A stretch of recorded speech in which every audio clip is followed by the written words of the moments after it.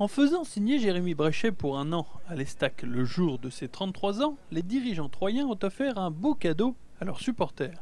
Bréchet s'est en effet apporté une certaine sécurité à la défense troyenne et surtout une expérience. Avec plus de 200 matchs de Ligue 1 au compteur, l'ex-défenseur lyonnais peut afficher 2 titres de champion ainsi que 3 sélections en équipe de France. Certes, l'ancien Sochalien revient tout juste de blessure après une année quasiment blanche, mais il déborde d'énergie à l'idée de rejouer. Le fourmi dans les jambes, les dents qui rayent le parquet, enfin on peut en dire encore plein d'expressions comme ça, mais oui c'est vrai, j'ai vraiment hâte de mettre le maillot, de chausser les crampons et de venir jouer. Ouais. Mis de côté par le club sochalien après sa longue indisponibilité, Jérémy Bréchet a néanmoins pu compter sur son partenaire en défense centrale dans le Doubs, Damien Perkis.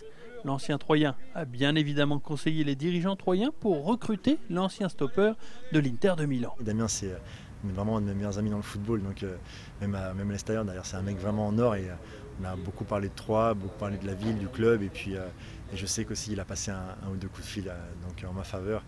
Il a été je pense important, donc oui Damien a joué un rôle important. Les dirigeants troyens en ont profité aussi pour introniser définitivement Mathieu Dreyer, le 3e gardien dans l'effectif troyen. Un clin d'œil car Bréchet et Dreyer ont joué ensemble sous le maillot sochalien par le passé. C'était pas gagné d'avance, j'étais parti à Fréjus avec l'ambition de jouer, ce que j'ai pu faire sur toute une saison.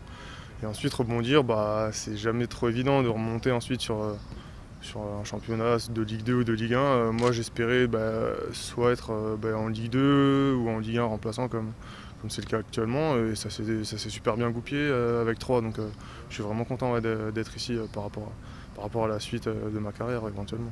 Il faudra peut-être attendre plusieurs jours avant de voir Bréchet évoluer sous le maillot troyen. Il est encore un peu juste physiquement, à moins que Jean-Marc Furlan ne décide du contraire, au vu des quelques errements observés dans sa défense contre Valenciennes.